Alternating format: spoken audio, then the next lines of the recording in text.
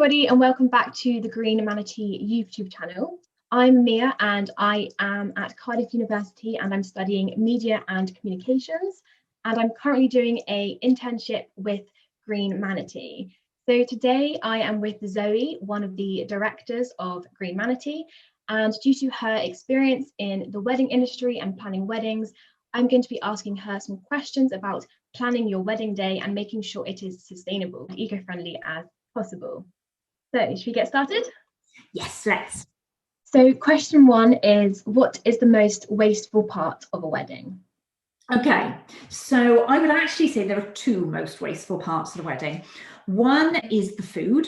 So quite often people will over cater. Buffets are a really good or bad, whichever way you want to look at it, example of that. Where there's just so much food left at the end of the day, the end of the evening, that so much is thrown out.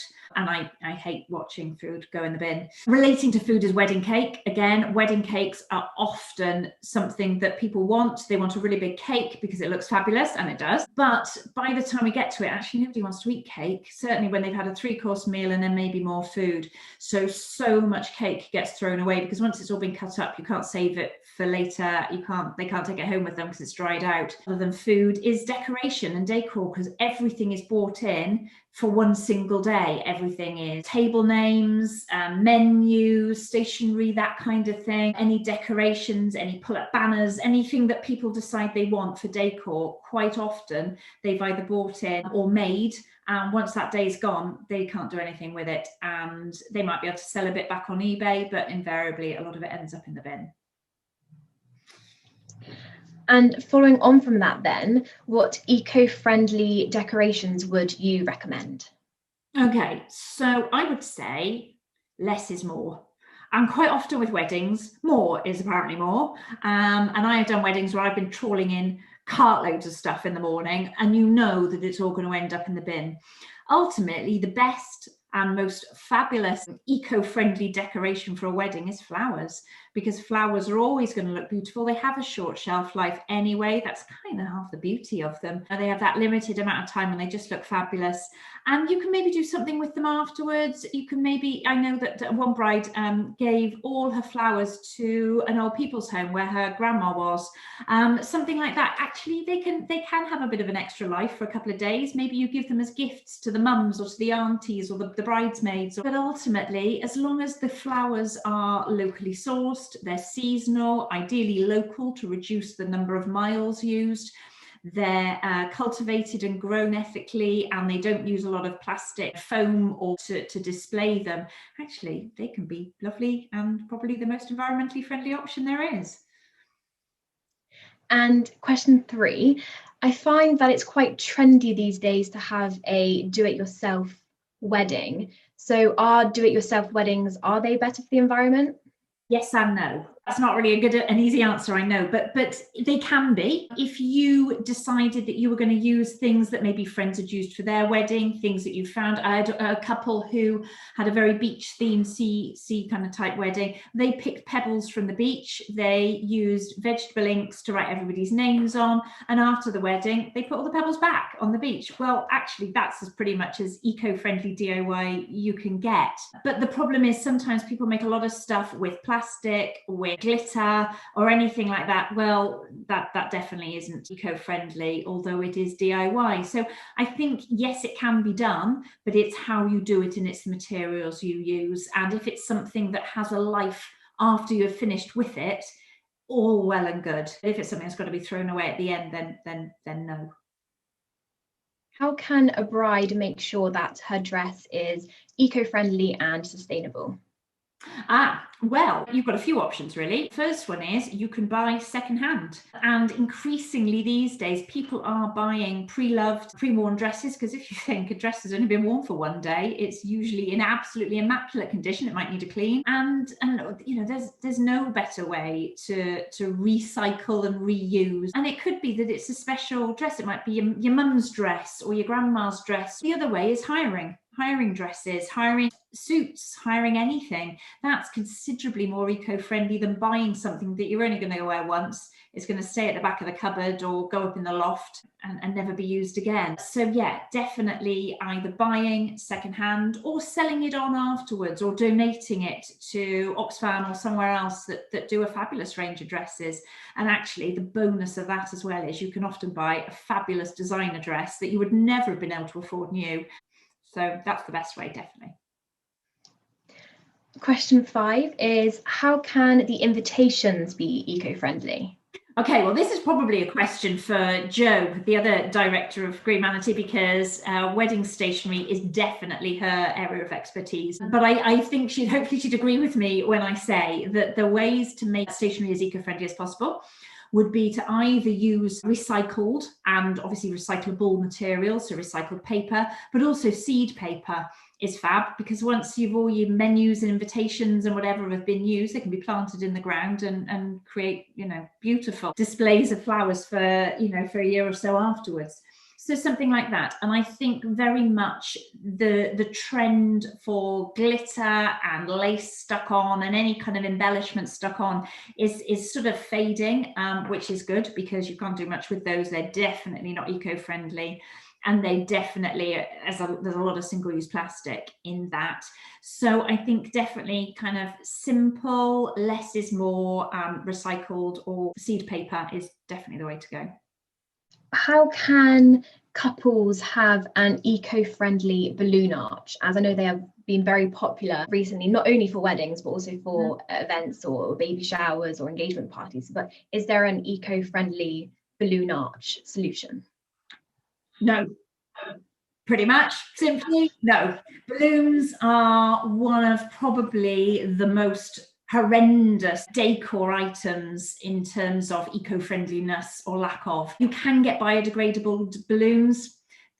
They're often billed as that. I would say that a large percentage of biodegradable balloons out there probably actually aren't, especially if they're helium filled. We have a shortage of helium anyway, so that is something that's really really bad for the environment. And if they fly off up into the ether, they've got to come down somewhere, and quite often that's in the sea, where they're eaten by marine life or eaten by animals if they come down in fields or whatever. Yeah, no, ultimately balloons just really aren't. And there are far more beautiful and subtle and elegant ways to create decor for your wedding than balloons.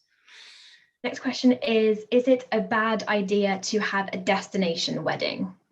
Now this is an interesting one, because I would say, unfortunately, it's another yes or no, yes and no.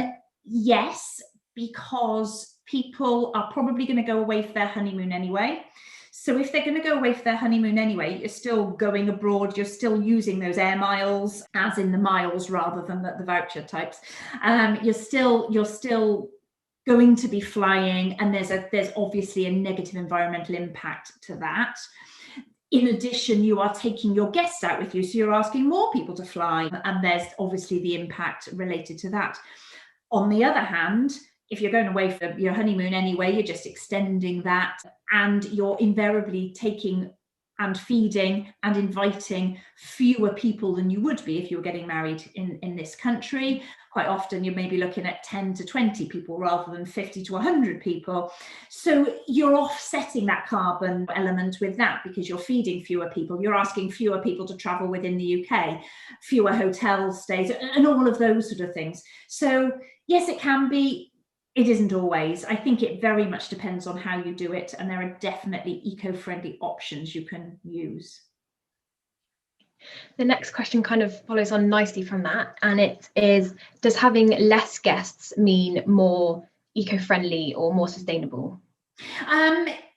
Yes, to a point, in so much as fewer food miles, fewer travel miles, fewer overnight stays where they're washing towels and linens and laundry and all the rest of it, fewer people buying outfits to go. And so yes, it definitely does, but it doesn't necessarily follow that you will be dividing everything down by the number of guests, because you will still be powering a venue, you will still be organising flowers, you will still be organising food, you will still be having caterers coming in, you will still be, there are a lot of costs that are almost irrelevant to the number of people. But yes, you are definitely reducing your carbon impact, or everybody's carbon impact, by inviting fewer people. So yeah.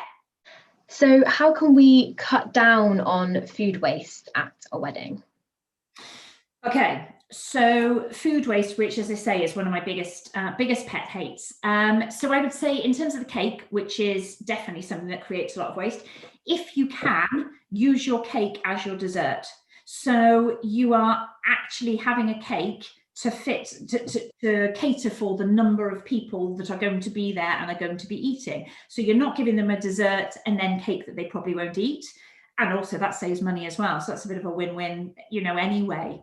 In terms of the food, I think one of the biggest wastage areas is something like a hot buffet, because actually, if you've got 80 people and you want to give 3 different meat choices or whatever, then you can't just say, right, well, 80 is a bad number, let's say 90, because I can divide that easily. You wouldn't say, I'm going to do 30 of that, 30 of that, and 30 of that. You would still have to cater for more, because somebody might want 2 choices, or you don't know which one they're going to go for. So you end up having to over cater in a buffet to make sure that nobody who's at the end of the line gets there and there's nothing left and there's only one thing and they don't want it. So that would definitely be one element. The other element is the food that you pick. So actually, vegan menu is clearly way lower impact anyway. There's less waste because, again, it comes down to, I don't like chicken, or I do like beef, or I don't like lamb, or whatever. And they're the expensive things, and they're the things that create a lot of waste in terms, or the impact is a lot greater. So yes, if you are very careful and cater very carefully and avoid buffets, you will be a lot better with reducing your waste for your food. And now we've got, how can a couple have a completely zero waste wedding? Don't get married. Ultimately, you can't have a zero waste wedding very easily. You could, if it was just the 2 of you, you weren't inviting anyone, you were doing it in your own front garden, let's say, nobody had to travel, you weren't catering for any more or anything different than you would otherwise do. There is always some level of waste. However, you can minimize it and you can reduce it by being very careful about the things that you spend your money on.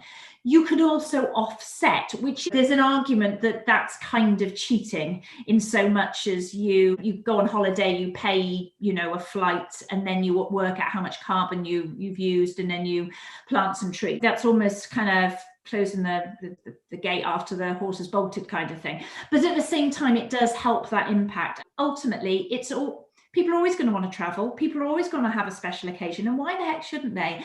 But it's about doing it carefully, and about doing it consciously, and about trying to be as thoughtful about your choices as you can possibly be.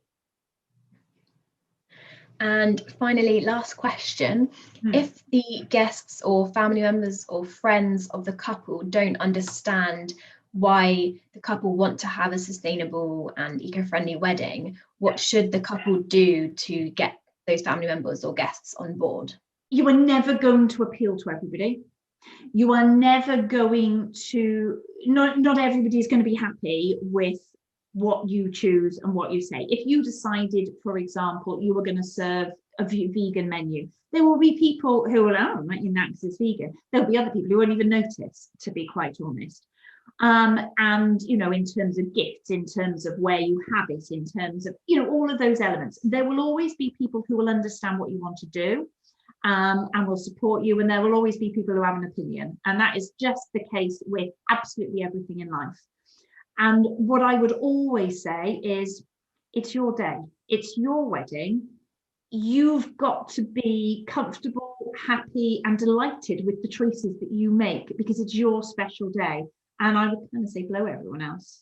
If they don't want to buy into it and they don't want to get on board, well, you could argue that it doesn't really matter, because if they want to come, then that's the deal. If they don't come, then that's kind of the deal too. It's just life, and everyone is always going to have their own view, but I just think it's all about making sure that the day is all about you.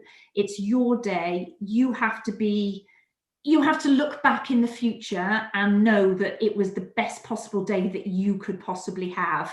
And if that means for you being eco-friendly and sustainable, fantastic. And I guarantee that in years to come, when this becomes, I guess, more of a movement and people understand a lot more, I do think people will be like, we are quite pioneering actually, because they thought about it before the rest of us did.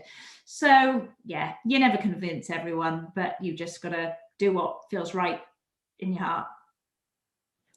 That's great. Thank you so much, Zoe, for answering those questions on how to have a more sustainable and eco-friendly wedding. That is all for today's video. I hope everyone enjoyed, and we'll see you in your next video. And make sure to like and subscribe. Thank you. Thank you.